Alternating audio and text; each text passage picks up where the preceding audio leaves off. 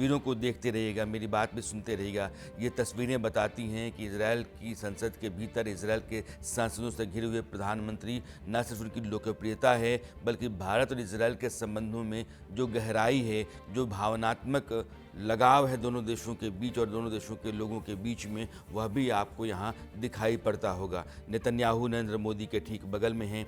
बहुत लंबे समय से नेतन्याहू इजराइल के प्रधानमंत्री हैं, लेकिन हमास के हमले के बाद से इजराइल के भीतर में कई तरह के सवाल पैदा हुए। ईरान के ऊपर भी इजराइल ने हमला किया और ईरान का जो परमाणु कार्यक्रम है, उस कार्यक्रम को लगातार इजराइल अपनी नज़र में रखता है और किसी भी कीमत पर परमाणु संपन्न देश इजराइल को नहीं बनने देने के हक में रहा है, चाहे उसको अकेले ही युद्ध क्यों नहीं करना पड़े।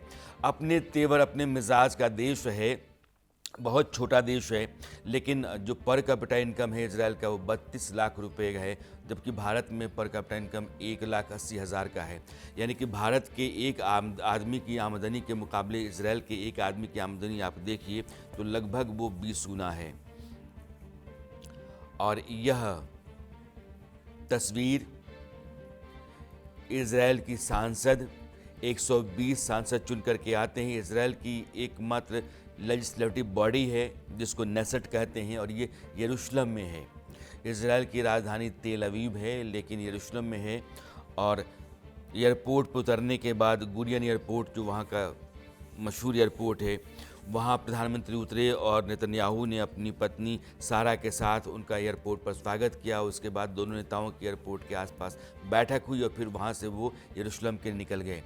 यह यात्रा भारत और इजराइल के बीच में एक नए अध्याय की शुरुआत भी है और दोनों देशों के बीच में कल रक्षा सौदों पर दस्तखत होने, समझौता होना है।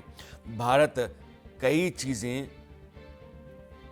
इजराइल से खरीदने जा रहा है, जिसमें हेरोन ड्रोन, जो अपग्रेडेड हेरोन ड्रोन है, दुनिया में ताकतवर, घातक और ख़तरनाक ड्रोन में इजराइल का भी ड्रोन माना जाता है, उसको हेरोन कहते हैं।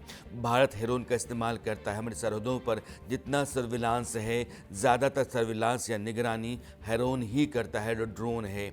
और अब उसका जो अपग्रेडेड वर्जन है हेरोन का, वो हिंदुस्तान खरीदने जा रहा है।